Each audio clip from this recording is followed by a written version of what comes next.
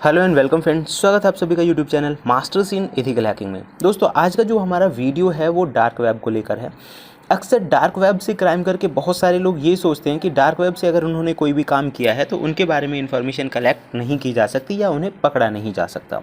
तो आज का जो वीडियो है इसमें आपको काफ़ी सारी चीज़ें मैं बताने वाला हूँ। प्रैक्टिकली हम ये सारा कुछ करेंगे, या फिर अगर मैं कहूँ सिक्योर कम्युनिकेशन। आजकल जो है अपराधी काफ़ी शातिर होते जा रहे हैं और सिक्योर कम्युनिकेशन के लिए वो ऐसे ईमेल का इस्तेमाल करते हैं जो कि सरफेस वेब पे होता ही नहीं। सरफेस वेब से मेरा मतलब है जैसे कि जीमेल हुआ, रेडिफ मेल हुआ, याहू मेल हुआ, इस तरह के अकाउंट उनके नहीं होते। सिक्योर कम्युनिकेशंस का इस्तेमाल करते हैं, पेड सर्विसेज होती हैं। जैसे कि एक एग्जाम्पल है, बहुत बड़े लेवल पर चलता है, प्रोटॉन मेल। तो अगर मान लीजिए कोई भी चीज़ या कोई भी क्राइम अगर उस तरह की चीज़ों से हो रहा है तो उस कंडीशन में ऐसे व्यक्ति के बारे में पता लगाना काफ़ी डिफ़िकल्ट टास्क हो जाएगा। तो आज हम यही चीज़ें जानने वाले हैं। कंप्लीट वीडियो एजुकेशनल पर्पज़ के लिए है और उम्मीद करता हूँ आप इसका कुछ भी मिसयूज़ नहीं करेंगे। हालांकि ये पूरा हेल्पफुल भी है और आप लोगों को real life cyber crime investigation में हेल्प करेगा। दूसरा, अगर आप एक स्टूडेंट हैं और साइबर सिक्योरिटी पे वर्क कर रहे हैं तो भी ये काफ़ी हेल्पफुल हो सकता है।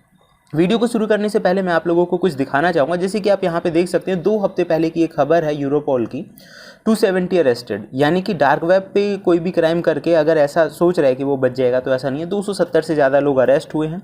द हिंदू न्यूज़ के अकॉर्डिंग आप ये पढ़ सकते हैं कि लगभग 20% से ज़्यादा जो क्राइम होते हैं वो डार्क वेब उनके अंदर इंक्लूड होती है। और ये नए नए जितने भी मैं यहाँ आपको क्राइम केसेस दिखा रहा हूँ ये लगभग वैसे ही हैं।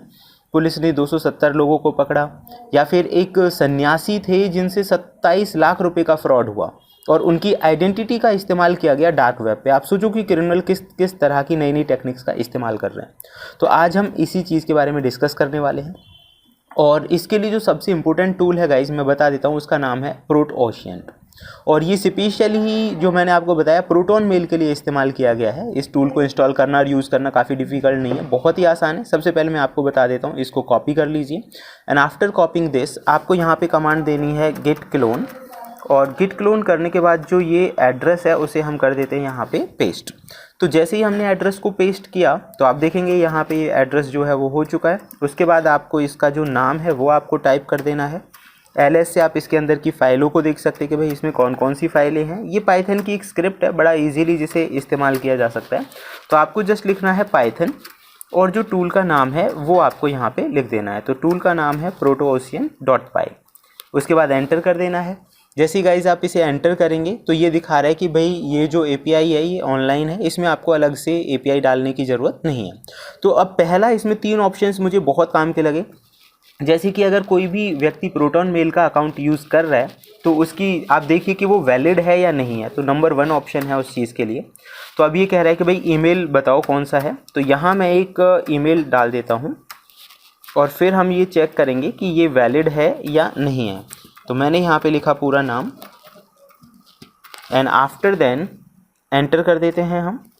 चेक करने के बाद ये हमें बताएगा, ये कह रहा है कि ये जो ईमेल आपने डाला है ये वैलिड नहीं है। कारण क्या था कि इसमें हमने थोड़ा सा मिस्टेक कर दिया, प्रोटॉन मेल जो लिखा उसमें गलती हो गई। लेकिन ये बात भी क्लैरिफाई हो गई कि हाँ ये चेक तो सही ढंग से करता है। तो हम इसे दोबारा से लिख लेते हैं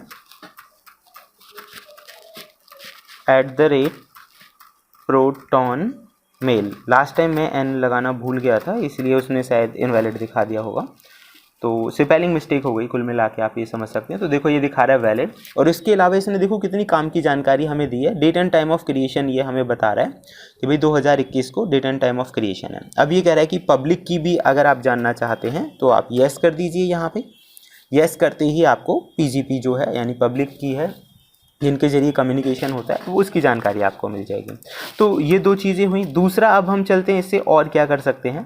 तो सेकेंडली गाइज मैं यहाँ आपको बता देता हूँ, अभी हम ऑप्शन नंबर 2 यूज़ करेंगे। 2 में अब ये क्या कह रहा है कि ये कह रहा है ट्राई टू फाइंड। अगर कोई आप ये चेक करना चाहते हैं कि भाई आपका जो भी व्यक्ति है जो सस्पेक्ट है या मान लीजिए कोई क्रिमिनल है उसकी कुछ डिटेल्स हैं आपके पास और ये देखना चाहते हैं कि उसकी कोई ऐसा तो नहीं कि भाई प्रोटॉन मेल का वो इस्तेमाल कर रहा हो। तो इस तरह से आप उसका यहाँ पे फर्स्ट नेम, लास्ट नेम और ये सारी जो इन्फॉर्मेशन है ये प्लेस करके चेक कर सकते हैं। यहाँ पे आप चीज़ें डाल सकते हैं, सूडोनेम्स जो भी डालना चाहें। और उसके बाद ये मैंने ऐसे ही डाला है। अगर इससे रिलेटेड ये कॉम्बिनेशन ट्राई करेगा इन चीज़ों की, अगर इससे रिलेटेड कुछ इसे मिला तो वो जानकारी हमें दिखा देगा। तो गाइज़ आप यहाँ पे देख सकते हैं, जैसे ही हमने इन्फॉर्मेशन प्लेस की तो उसके बाद इसने हमें एक और चीज़ दिखाई कि 2020 में सेम इसी से मिलता जुलता जो कॉम्बिनेशन है इसके पास एक मिला एम सरिक के नाम से।